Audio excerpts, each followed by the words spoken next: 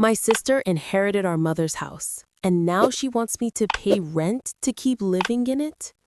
When my mother passed away last year, I thought the hardest part would be learning to live without her. I was wrong. The hardest part has been realizing that grief doesn't just tear a hole in your heart, it can tear families apart too. Let me start from the beginning. I'm the youngest of two sisters. My older sister, Carla, is 5 years older than me. She's always been the responsible one, the kind of daughter who had perfect grades, planned everything, and always seemed to know what to say. I was the opposite. More emotional, more spontaneous, closer to mom in a different way. Mom used to joke that I was her shadow because I never left her side. When mom got sick, I moved back home to take care of her. Carla lived in another city with her husband and 2 kids, and although she called often, she didn't visit much. It wasn't her fault, she had a busy life, but I was the one who was there every day. I cooked, cleaned, took her to appointments, and slept on the couch so I could hear her if she called in the night. When she passed away, I was broken. I didn't even think about the house. It was our home. But a few weeks later, Carla called and said we needed to discuss the will. Mom had left the house entirely to Carla. Not half, not shared, just Carla. I stared at the lawyer, speechless, while my sister avoided my eyes. After the meeting, she hugged me and said, "Don't worry, you can still live there for as long as you need." At the time, I believed her. She was my sister. I thought love meant something. For a while, things were okay.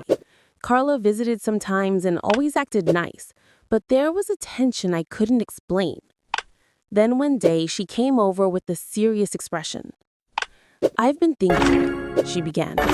"Since you're staying here, maybe it's fair for you to start contributing. Property taxes, maintenance, that sort of thing."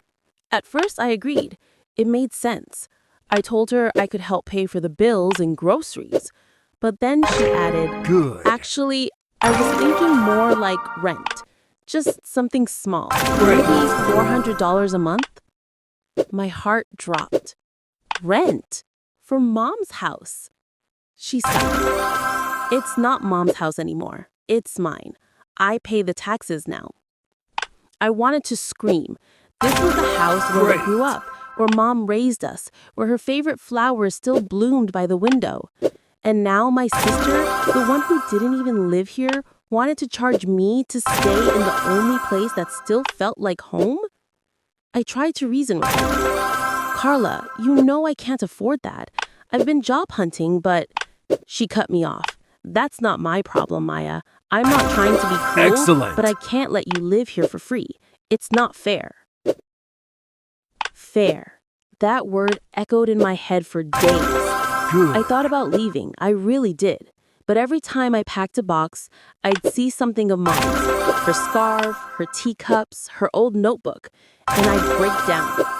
I wasn't ready to leave her behind. A few weeks later, I tried to talk to Carla again.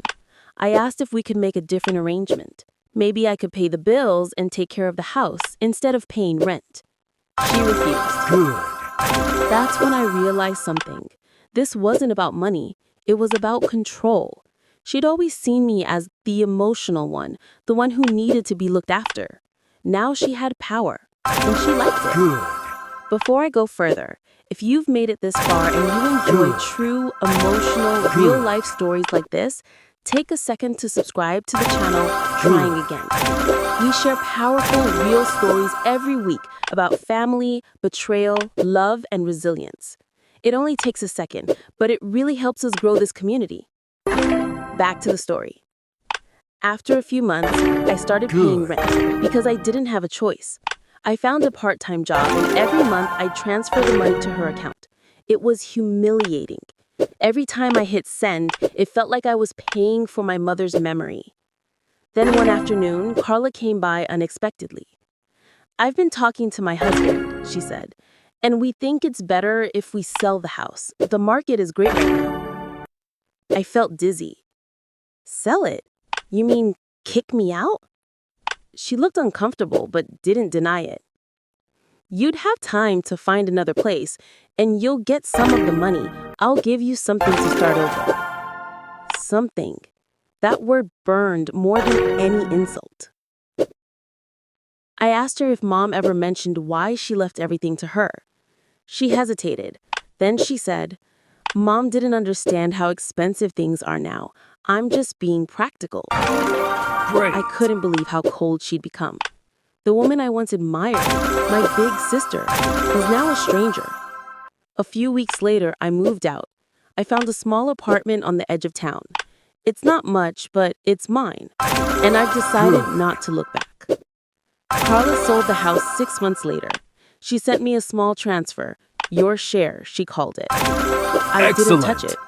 I donated part of it to a hospice, the same kind that took care of Mom during her last days. It felt like the right thing to do. Sometimes I drive past our old street. The new owners repainted the house, changed the garden, even removed Mom's rose bushes. It doesn't look the same anymore. And maybe that's good. Because I don't think home is a place anymore. It's a feeling, a memory, something you carry with you even after everyone else lets go. Carla and I barely speak now. When we do, it's polite, distant, like two people pretending not to remember who they used to be. But part of me still hopes she'll read that letter again one day and realize what she did. Great. Maybe she'll remember that Mom didn't ask her to own the house. She asked her to keep it a home. If you've ever lost family over money, you probably understand. Grief changes people, sometimes for better, sometimes for worse. But if you take one thing from my story, let it be this. Never let an inheritance define your worth. You can rebuild a home, but not a broken heart. If this story touched you, don't forget to subscribe to Trying Again. Every week, we share powerful, true-to-life stories that remind us we're not alone, even when family makes us feel that way.